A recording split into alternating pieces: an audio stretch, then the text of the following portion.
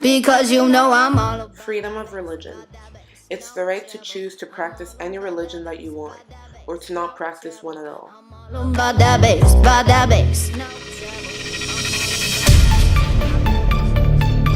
Welcome to Student News on this Monday, October 13th. I'm Aiden Gupta.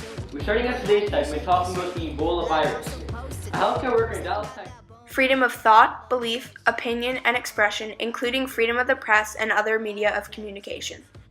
This means the right to circulate opinions through news reports, magazines, yearbooks, etc., without censorship by the government. She had extensive contact with him.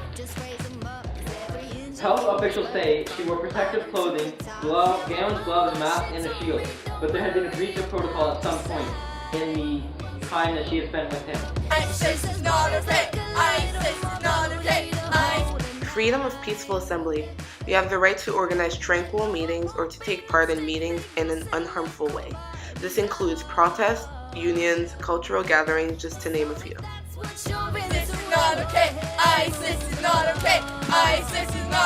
At this moment, they knew the assembly would become unpeaceful. I'm all about that bass, by that bass, no trouble. I'm all about that bass, by that bass, no trouble. I'm all about that bass. Freedom of association, the right to be part of any society, club, and hang out in groups or individually with anyone you want.